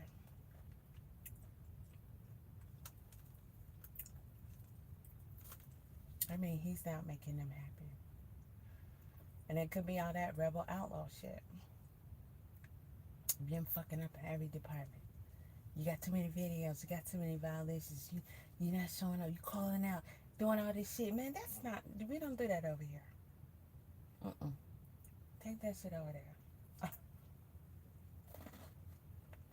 12% unemployment. And with 12% unemployment, everyone's fighting for the same jobs and they're scapegoating each other. And that's really been mostly the problem in Jasper. The fact that he is being referred to as white supremacist, paradoxically, I suspect fills him with great pride. Well, exactly. That's one of the ironies here is that when he was in prison, he actually didn't get into any of the sort of top Aryan groups. He actually sort of was in a smaller sect of the CKA, the Confederate Knights of America, which is a less violent group. It's not even an illegal group within the prisons. And there were only about 5 guys who were in this group with him. I mean, this is one of the sub-tragedies, I guess, of the larger tragedy of the murder itself, is that this young man is, in some ways, fulfilling his own ambition. He is, but I think another one of the tragedies here is that if you actually talk to Bill King, he doesn't seem like a mean guy or a But ain't no way I'm supremacist. finna Very go to polite, South Carolina he in this laughs at traffic. himself. There's not a lot of anger in his eyes, and I've spoken to him for long periods of time. And what's unnerving about him is that he looks like a high school sophomore that you could pass on the street. You are, in fact, the only reporter. Has he talked to anybody else? Other than his attorneys? No, and in fact, when I was originally speaking to him, he wasn't even talking to his attorneys. There's been a lot of conflict there. Why did he agree to talk to you? Because she's a white girl. I have no idea. To a certain extent, I think it was a journalism Hail Mary pass. I think to another extent, he feels that Jasper as a city really hasn't stood behind him very well. And when I started talking to him, I said I wanted to get his story out, and that's what I've tried to do. As you have talked to other citizens of Jasper, do they even have a clue who this young man is or was? I mean, they know who he is now, but did he stand out in anybody's mind? That's what another one of the ironies about Bill King is that if you talk to anybody who went to high school with him, they know he was in their class, but they don't remember anything about him. He wasn't a particularly great student, but he wasn't a particularly bad student. He didn't play sports. In Texas, football is, everything in high school. He didn't play football, so he hung out with the guys who went to rodeos.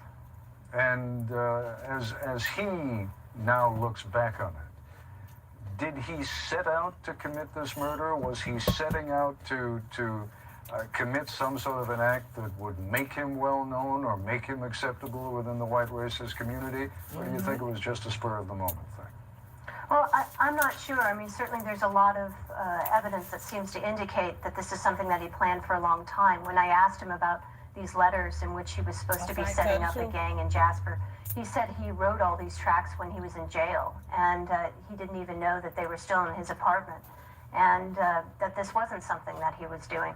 I think to a larger extent, I asked him whether or not he felt sorry for James Byrd's family, and he did say that anyone who dies that way shouldn't have to die that way, and that made him sad. So even though he's not admitting to the murder, I think there is probably a little bit of remorse for what he did. You've spoken to members of his family also. What do you make of that?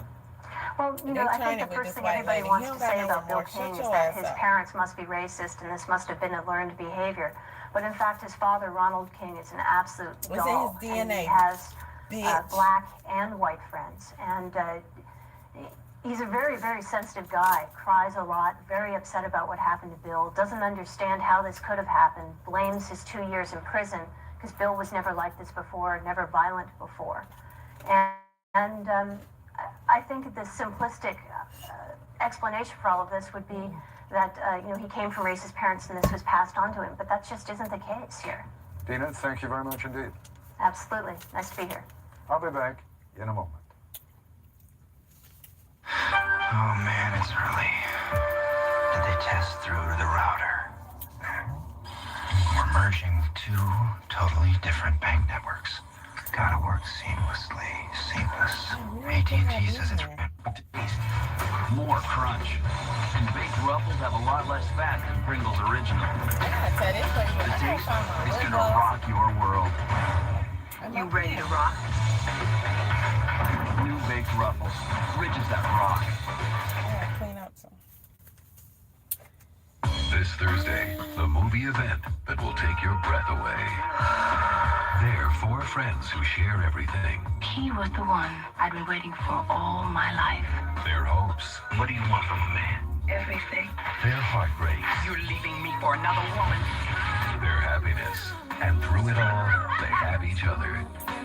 Whitney Houston and an all-star cast are coming to ABC. Give me some. Waiting to Exhale, Thursday, 9/8 Central. Cons is your compact computer headquarters with guaranteed low prices on a great selection of computers, monitors, and printers. Get a compact computer with a 333 megahertz processor, 32 megabytes of RAM, and 4 gigabyte hard drive, and 56K modem for a super low $5.99. And with Cons flexible credit, your computer purchase is made easier than ever. Come in today to save money on a great selection of quality compact computers. Then choose a financing plan that fits your budget. Only at your neighborhood Cons. New cars cost big bucks. If your car runs good, looks bad, get our Mako Supreme Plus deal. A great paint package at half price. Now only $225. Painting your car with Mako Supreme Plus at half price? That's America's smart choice.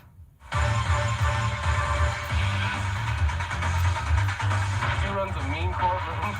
So you know the drill. Are we understanding each other? Weekdays at 4 on Channel 12.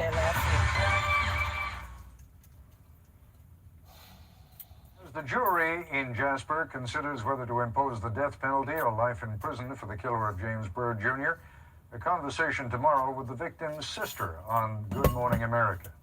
That's our report for tonight. I'm Ted Koppel in Washington. For all of us here at ABC News, good night.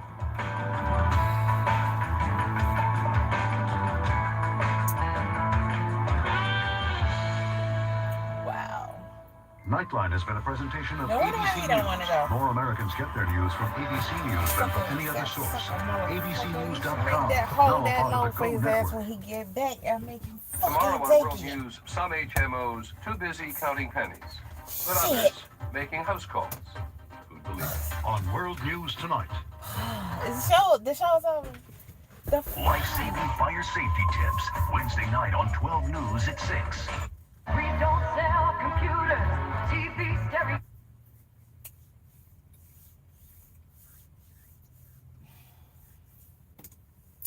Everything happens for a reason. I'm going to take a break. We didn't get there anyway. But you know what?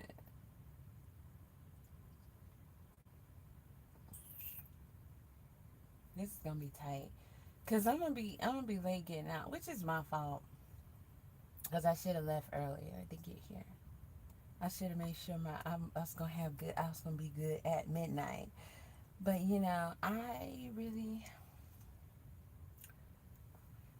thought I wasn't gonna have it. Or if I did, I mean, it wouldn't be one of these. It wouldn't be one of these. Here we go assuming. And these motherfuckers, these the ones that had me there for 2 hours.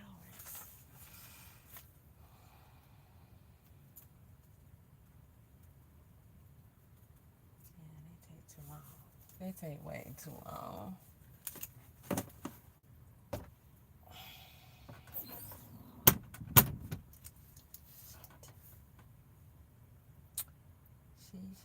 Shit.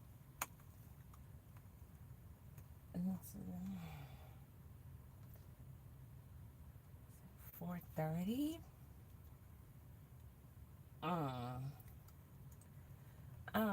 This is I wonder if there was nobody else available, cause you ought to at least look at my hours before you. But it's on me, cause I'm supposed to have hours. So there's that. I'm just looking at. And it's gonna be tight. It's doable, but it's gonna be tight.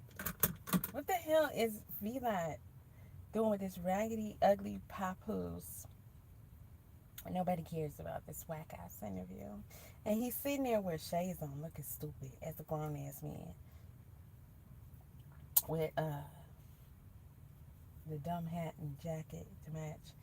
And some fucking dark ass shit. You hiding your eyes because you an ain't shit ass nigga. There's something cool about him. I hate the way he talk, his mindset, everything. If you're making less than $200 grand a year, you're in the wrong industry. You have to be in tech. Specifically, you have.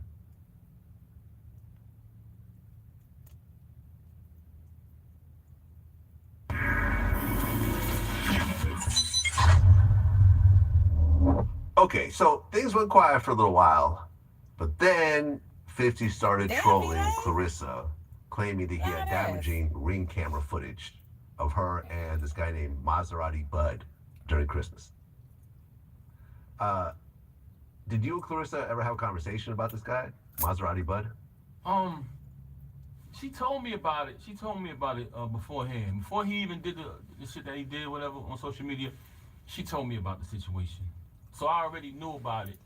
So when he came, playing those games, I think it was self-explanatory. It spoke for itself. You know what I mean? The dude already said, that he, they never was intimate. He never had sex with her. He already admitted that. So once again, just like 50 did with Big Meech, I got the paperwork. What happened to the paperwork? Bitch, that is paperwork. Came out. She was fucking with him, even though she ain't fuck him. She was fucking with him. This started a whole new chapter. Right. We not gonna act like she wasn't. Just to answer your question, yes, she told me about it beforehand.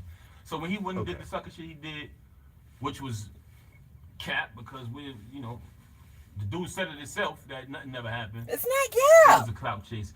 50, when I dropped Agent Provocateur, he didn't know what to do. His man is on a call saying, if you listen to it, I don't know if you listened to it, on the same call where he admitted that, they never did nothing, he also said, the man back is against the wall. Talking about your man Curtis. Come on, man, the man back against the wall. The man is digging. He didn't know what to do at that point because it had him fucked up. That's not the opinion of others. If you go look at anybody else doing a video on this topic, they not saying this dumbass shit Papoose is saying. So Pap, you on your own. If I go in the comment section right here, right the fuck, nah. Somebody said, did you get hacked? He really asked Pap that question. Why do black people lick their lips constantly? 50 Cent back against the wall. Ha ha ha. V-Lag, come on, bro, now. Pat is so corny. Hell, you disrespectful to women laid up on Remy sofa texting that mean shield. Sound like he's semi-nervous too. Yeah, it does. You still living off a woman. Yo, Pat, blink twice. How you gonna know he got no shades? For Pat to be a man of my words, he seen the struggle to form a sentence to describe Clarissa. Nah, that other interview piece he dropped, the first video he dropped, he talked about Clarissa, the picture 50 Cent posted, because V-Line was like, 50 Cent apologized about Clarissa. And Papoose said, yeah, but look how he apologized. Look at that picture he posted of her from when she was young, from when she got her gold medals or something like that. He said, see, he can't post a picture of her all dolled up and stuff like that. He got to post a picture of her like when she get through with a fight or event. Bitch, that's her natural. So you sitting here telling us that your bitch is ugly. You telling us that your bitch is not presentable unless unless she daughter.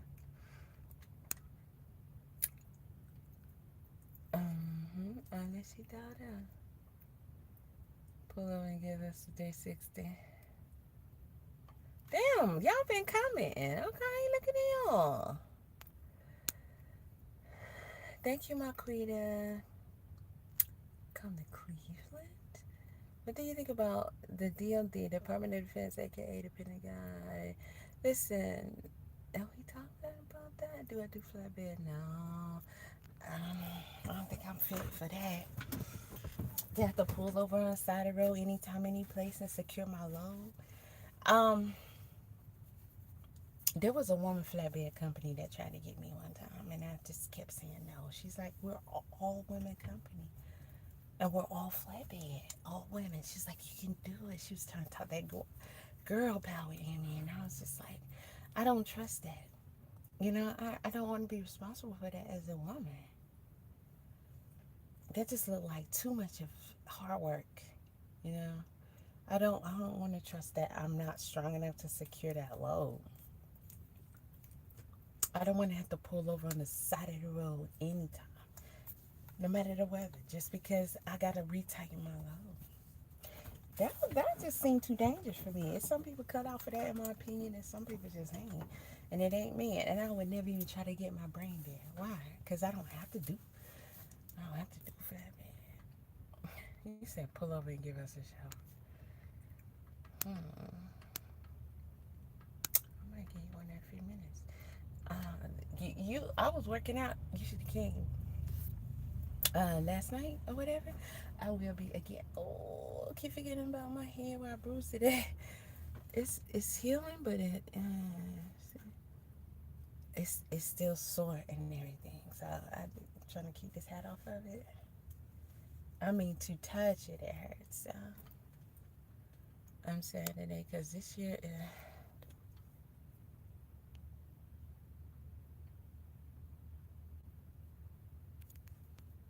I think you're lying. I don't believe you. I'm not gonna read that because I don't believe you. Clarissa responds, calls Bud a weirdo, that was stalking her, trying to get out the friend zone, and so forth. And there's all these text messages that go back and forth and so forth. She claimed, like you said, that they never had sex. She never even sneezed on him. So was this a guy that was trying to talk to her? He said it himself. What's the backstory? I don't know the dude, so I can't sit here and tell you, you know what I mean? I don't speak on him like that. I don't know him. I don't speak on dudes I don't know. What I can tell you is, she brought it to my attention. She told me about him, you know what I mean, the situation or whatever, what it was. So when 50 pulled the stunt that he pulled because he didn't know what to do. This dude don't even got no. We already knew that he was going to do some corny shit like that and make it seem like more than what it was. He talking to y'all with shades on. You know, what he claimed, he sound like a kid. It never came to fruition. So it's just, I'm just pointing out to you, the tactics that he uses, you know, when he's in a position where he don't know what to do. Same thing he did, in my opinion, the same shit he did with Meech. You know what I'm saying? He put dirt on that man's name, and he never produced what he said he had on that man. Why keep bringing up another situation, Well, didn't Clarissa say that she's suing him at this point? She did, because you gotta understand. You know what I mean? And like I said, she's her own person. She's a two-time Olympic winner. She's a black woman. She's a role model and a mentor to so many young children out there. So she has so many. Somebody said, for Pat to be a man of my words, he seems to struggle to form a sentence to describe Clarissa. She's a, come on now, Pat. Wrap that shit up if you got to. We ain't got all day. Sis, shout out to you in this damn comment. She's a, I don't gotta go on and on with her accolades. She has a strong, powerful brand that's very influential to young girls and to black women out there. You can't just go out there and say she slept with somebody that she didn't sleep with. You can't make false allegations like that. So he trying to narrow it down to slept with, because that really wasn't that allegations. But at the end of the day, understand an affair is an affair. They had an affair. They just didn't sleep together. Okay, they were courting, or whatever you want to call it. They were past. They were definitely spending time and showing interest in each other and trying to make that a thing, right? Most definitely. So cut it out. Well, how she feels suitable, her and her team, because she has a very powerful team. They handling that how they feel it needs to be handled. Well, she sent him a cease and desist, or did she sound actually like an sue him? idiot. Because there's a big difference. Yeah, I mean, I don't know. I'm not her attorney. I can't really speak on that, but I do know. Okay. I do know she's handling that how she feels suitable, man. Because you know, bro, you can't go out there, man, and disrespect women. These are women. You can't do that and don't expect them to react. Because women are very emotional. You know what I'm saying? And you know, Clarissa is Clarissa Shields. She's who she is. She's a warrior. She's amazing. She's a phenomenal queen, man. You know what I mean? That speaks for itself. She's a fighter, but she's still a woman, bro. And when you're disrespecting black women like that, whatever comes with it, you got to deal with it. Especially when you lying on their name. Especially to just lie. I think it was something else he did with another female. What you bringing that up for? They don't got nothing to do with it. It's somebody. It never happened. Him and Clarissa. Came out later, so that's on him, bro. This woman in Kansas Somebody City searched her name and found $6.1 million in unclaimed money. Like, what? Wait, you don't know about unclaimed? Well, when this was going back and forth, I tweeted, you know, it was a lighthearted joke, basically, where I said, do you think Papoose is scared to break up with Clarissa Shields? and you hit me right away. You're like, yo, man, did you get hacked? Was that you? And I was like, no, that was me. Come on, man, I'm joking. Come on. I'm not disrespecting anybody. Nah. When your girl is like the greatest female boxer of all time, I think that, you know, a violent situation is something that most men would consider at some point. Not to say that you guys have that kind of relationship, but I'm just saying most men are not scared of girls, but I think a lot of men are scared of Clarissa. Right? Nah. I mean, that's how I am, bro. If I see some shit on the internet, if I know you, like we got a relationship, I'm not about to fucking dish you on the internet. I'm going to contact you, whether the text or call. Like I know Suda would be like, yo, bro, what we doing here, man? Like, come on, man, not you, man. I expect these weirdos on the internet, not you. Right? Like, some time back, there was a picture that surfaced of Clarissa, and she had your name tattooed under her breast, right? Yeah, man, definitely. So all I'm saying, and I'm joking about it, right? But I'm also not completely joking because, you know, I've gone through relationships and everything else like that, and I've had, you know, relationships that went bad and so forth. But you're older than Clarissa. She's a bit younger than you, and she seems really, really in love, right? When someone's tattooing their name, so you know there's a significant other's name on them, that shows a level of love and commitment that you don't see very often. And all I was saying is that if it actually did go bad at one point, you know, do you think that there's an opportunity that things could get violent from her end, just from her being so heartbroken? Well, first of all, you know, the love goes both ways, man. Same way she loved me, I love her the same. You know what I mean? And as men, we got to lead by example. That's the way for you to receive that level of love from a woman. When you're genuine like that and authentic, they can sense that as opposed to you being fake and a fraud. So when you see me getting that kind of love from her, you know, it's a reflection of us, of our relationship and our union that we share together. So I love her the same. But no, as far as getting violent, no, man. I would never hit a woman, bro. Ever. Well, no. I'm not saying you're hitting her. her hitting you. That's what I'm worried about. That's what I'm more worried about. Once again, Vlad, once again, you get what you put out. I lead by example, bro. You know what I mean? As a man, your woman is always going to be, you know what I mean, a reflection of you, bro. If that's your woman and she's dedicated and devoted to you, she's going to be a reflection of you. Now, if she starts dealing with somebody else, you're going to see reflections and signs of that. But I lead by example. Like I said, I would never even attempt or think about putting my hand on no woman. You know what I mean? Clarissa is the champ, though. Let's not get it twisted, right? So, you know, I don't want you to think I'm ignoring that, but I'm just being honest. No, bro, never that. No, you know, that's not going to ever happen. No. It's funny, though. Have you guys ever just, like, play fighting, like slap fighting, you know, in the house and stuff like that? I'm in training camp with her all the time, bro. I'm holding the pads with her. We fuck around all the time. Yeah. Okay. So what you're telling me, Vlad, is if you was in a relationship with the champ, one of the greatest fighters ever, you would be like keeping your eye on her, like you would be a little nervous. I would be a little worried, man. I would be a little worried, you know. Funny as hell. Yeah, exactly. That's a corny ass. You think you're fine after a car accident until this happens. Most people don't realize that even accidents that seem minor can financially destroy you when the real costs hit weeks later.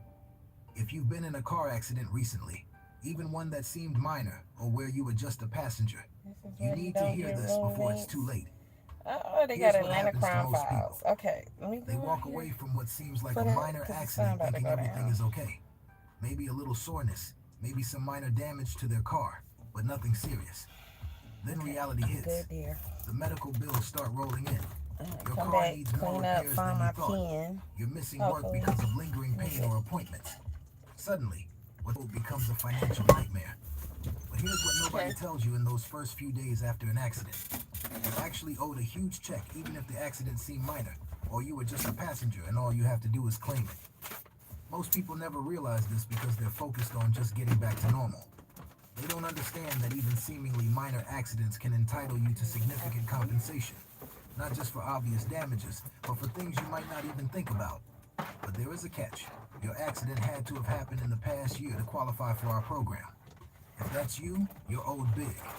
This program is designed to help accident victims claim major payouts without the hassle of dealing with insurance, going to court, or paying expensive upfront legal fees. We are looking for 10 more car accident victims who want to try the program for free and get paid maximum compensation in as fast as 30 days. Let me tell you about Jessica. Her accident seemed minor, so she almost didn't even report it. Just a small rear-end collision, A little neck stiffness, no big deal. 3 weeks later, she was dealing with ongoing pain, multiple doctor visits, and car problems she hadn't noticed initially. When Jessica discovered our program, she learned she was entitled to $100,000 for what she thought was just a minor bump. She received her compensation in 33 days. Here's the reality. Insurance companies are counting on you thinking your accident wasn't serious enough to pursue significant compensation. They want you to focus on the minor immediate damage while ignoring all the other ways the accident has impacted your life. This program cuts through all of that. They know exactly how to calculate the true cost of your accident, including medical expenses, lost wages, ongoing treatment, pain and suffering, and impacts you might not have even considered yet. Even if you think your accident was minor, even if you were just a passenger, even if you walked away feeling fine, you could be entitled to substantial compensation.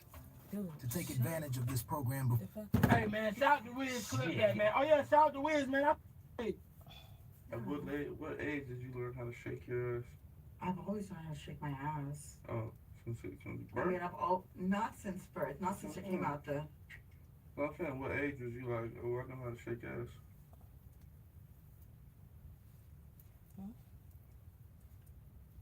I'm sorry. I just have such a funny story. Oh, tell us. Please tell us. Don't look at them, look at me. Okay, tell me. Really? Okay. So, I know that this girl isn't on the stream, obviously, right now, so we're watching. There's no way. Alright. It'll be crazy. Alright. So I'm just gonna give out names. Okay. Shout out Sebe for the 5 gifted. Looking out, say. Sebe is really being sweet. Shout out Sebe for real. There you go. We appreciate you. That's so nice. I like that noise. Shanice, Jay Cousin. And Shanice and everybody else. Appreciate you, Shanice. Okay, back to your friend. So you have this friend. Oh my god, yeah, let's see. This is said. What's tea? Okay, Some chicken brandy. So yeah, you asked me how long I've been shaking ass. Yeah. I feel like it's like a bad story to tell if younger people are watching you, but honestly, I've been shaking ass for a while, so I'm 26, and when I was in 5th grade, do you know what tetherball is? Yeah. How to turn on spy mode for Instagram and WhatsApp. Here's how to see all your partner's messages using only their phone number. Messages, photos, videos, real-time location, and even deleted messages. And you know what's best? He'll never find out he's being spied on. Just type his number on the site below, and that's it. The site will start pulling from all social networks. WhatsApp, iMessage, Instagram, Facebook, and Telegram. Tap the button below and try this tool while it's still free.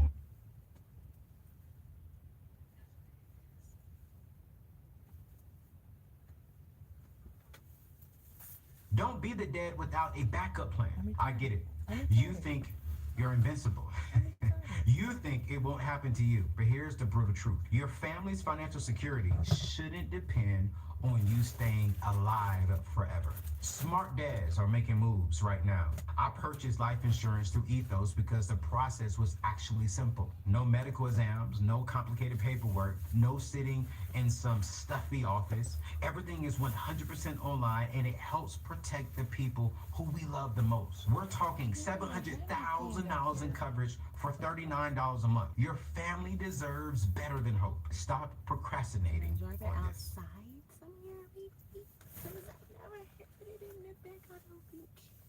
Okay. It's no. So there were like tetherball cords. I should go in there and tell them to give me a pen. The handball cords, you know handball? Yeah, okay. And My jacket. so in 5th grade, me and my homegirl, you know, we were just having a little bit of fun. The tetherball. Because it's on the pole and with the ball. Yeah. And then So you've been stripping since 5th grade on the tetherball court? I mean, I won't say that, but I will say that they came around campus and had to have a talk That's good. That's a start. about dancing. I'll put you back in there. Shout out to more_King for the sub. You were shaking your ass with your friend in 5th grade on the tetherball court, and the school had to come talk to your parents about it. I'm not talking about Alexis Flipper. I'm talking about the other Alexis. And your school talked to your parents about it.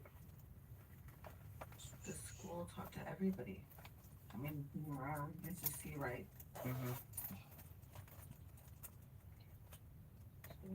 How do they know you shaking ass on the tetherball court? I mean, there's the yard duties. There's all types of washing kids. The school. So you've been shaking ass since 5th grade. I just knew that I was gonna have a good time. So here it is. Life. Let me saw my pineapple on It's a young hoe for real. Chat, we got a young hoe in here, chat. I'm not doing that. Baby was in 5th grade behind the handball courts on the tetherball court with her homegirl using the pole as a stripping pole. Don't make it sound. I ain't never heard nothing like that. Baby was born for this since 5th grade. She's strong. Oh my God. Yeah, homies. I wish I knew you in 5th grade. Homies. Don't worry. I wish I would have went to your school. All right. Is that the noise that That's the noise you like. Shout out to Say So this is the ladder. Shout out to Shanice J. Cousin. For the Oh sub. my Let's God. go, chat. This Get is us the ladder. You 4400. spread it out, and it's the ladder. Hey, we got us one, chat. We got us one tonight since 5th grade. Yeah, homies. You know, baby, going. I guess you make Good credit. Yeah. And it has cones. Baby been a host since 5th grade. And No? jump rope. So What would you call it? I got steaks too. Oh, okay, baby been fun since Steaks and 5th grade. Yeah, homies. Yeah. To this day. Not a hoe. Like, I wasn't like out, like, you know, being a hoe in 5th But grade. why was you shaking your ass on the tetherball? He sounded dumb. He Pussycat sounded. dolls. Don't you wish your girlfriend was hot like me? Hey, shout out Say Bae for the 10 gifted. What's up with Say Bae tonight? She's Say Bae is on the